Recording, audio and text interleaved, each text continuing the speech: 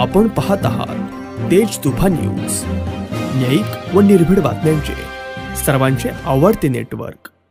आंबेगाव शिरूर मतदारसंघाचे भाग्यविधाते माननीय श्री दिलीपराव वळसे पाटील साहेब यांच्या अष्टविजयाच्या निमित्ताने महायुतीतील सर्व घटक पक्षांचा भव्य आभार मेळावा आयोजित करण्यात आला होता। शनिवार दिनांक 21 डिसेंबर 2024 रोजी सकाळी 10:30 वाजता शिवगिरी मंगल कार्यालय मंचर या ठिकाणी माननीय श्री दिलीपराव वळसे पाटील, आमदार, आंबेगाव शिरूर विधानसभा मतदारसंघ, माननीय श्री पोपटराव गावडे, जयश्रीताई पलांडे, बाळासाहेब बेंडे, देवेंद्र शेठ शहा, रमेश कानडे, अरुण गिरे व जिल्हा व राज्य पदाधिकारी यांची प्रमुख उपस्थिती होती। महायुती पक्षातील आंबेगाव शिरूर विधानसभा मतदारसंघामधील सर्व घटक पक्ष पदाधिकारी, सदस्य व नागरिक उपस्थित होते। यावेळी राजू गावडे, संदीप बाणखेले, सुनील बाणखेले, प्रमोद बाणखेले, अशोक बापू पवार, ॲडव्होकेट नंदकिशोर पिंगळे, प्रदीप वळसे, पूर्वा वळसे, किरणताई वळसे इत्यादी मान्यवर व हजारो कार्यकर्ते उपस्थित होते। यावेळी आमदार दिलीप वळसे पाटील यांनी सर्वांचे आभार मानले। अयूब शेख, मुख्य संपादक, तेज तुफान न्यूज, मंचर। तुमचे सर्वांचे आणि या दोन्ही तालुक्यातील सर्व नागरिकांचे मनापासून आभार मानतो। तुम्हाला सगळ्यांना मनापासून धन्यवाद। निवडणुकीचा निकाल लागला आणि तो निकाल आपल्या सगळ्यांच्या समोर आहे।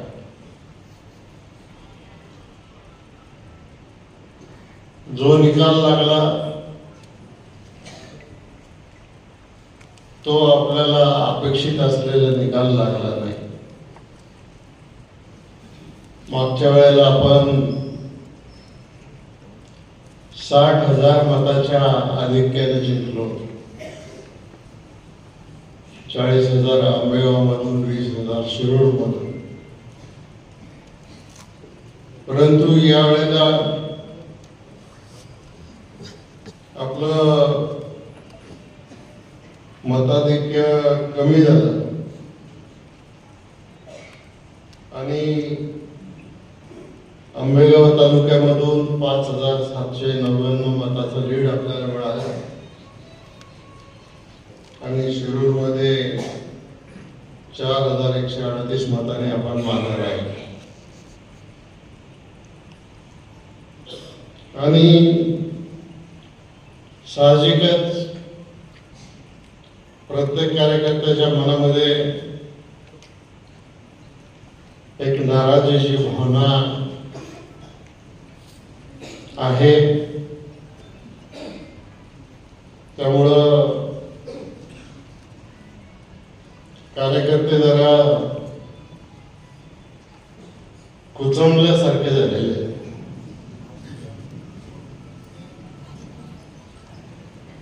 त्यामुळे आता काय झालं असेल ते झालं, शेवटी आपण जिंकलो हे महत्वाचं आहे। त्यामुळं आपल्या मनामध्ये असलेली काही भावना, उद्या माझ्या समोर कसं जायचं, मी काय म्हणेल, हे सगळं तुम्ही मनातून काढून टाका। आपण त्याच्यावर बोलू, पण जाहीरपणाने नाही। त्या गावातले कार्यकर्ते म्हणा, बूथ वाईज कार्यकर्ते म्हणा, या सगळ्यांच्या बरोबर आपण चर्चा करू आणि नक्की आपलं काय चुकलं याचं आत्मचिंतन मला करावं लागणार आहे, आपल्यालाही करावं लागणार आहे। आणि नुसतं बोलून चालणार नाही। ज्या ज्या गोष्टी आपल्याला या निवडणुकीमध्ये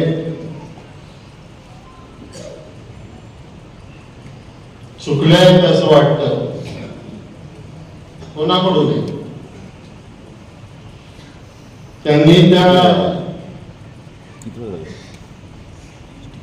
दुरुस्त करण्याचा प्रयत्न केला पाहिजे। त्यांनी सांगितलं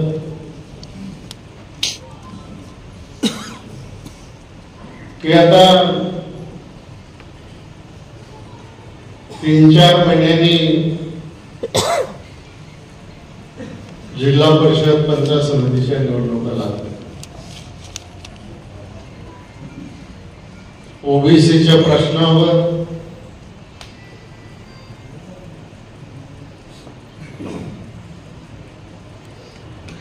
जो निर्णय व्हायचा आहे तो निर्णय अजूनही सुप्रीम कोर्टात पेंडिंग आहे. सुप्रीम कोर्टाचा निर्णय लागला की मग मतदारसंघ किती ठेवायचे,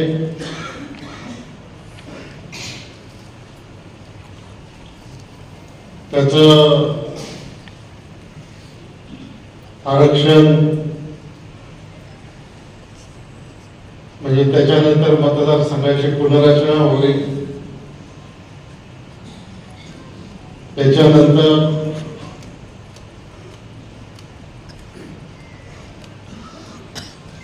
मग आरक्षण निघेल आणि आरक्षण निघाल्याच्या नंतर मग आपल्याला त्या ठिकाणी निवडणुकांना सामोरं जावं लागेल. आता ज्या वेळेला आपल्याला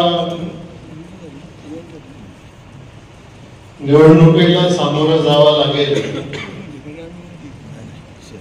त्यावेळेला आपली पद्धत आहे की गावोगावची शिष्टमंडळ येतात आणि आमच्या गावचा हा कार्यकर्ता आहे त्याला तिकीट द्या, मग त्याची निवडून यायची क्षमता आहे का नाही हे काही पाहिलं जात नाही. आणि म्हणून मी जयसिंगरावला सांगतो पुढच्या या निवडणुकीच्या बाबतीत काय करायचं ते आपण एकदा बसू सगळे महायुतीचे लोक आणि त्याच्यामधून या निवडणुका लढवण्याचा आपण प्रयत्न त्याच्यामध्ये करू. Subscribe now and press the bell icon. Never miss an update.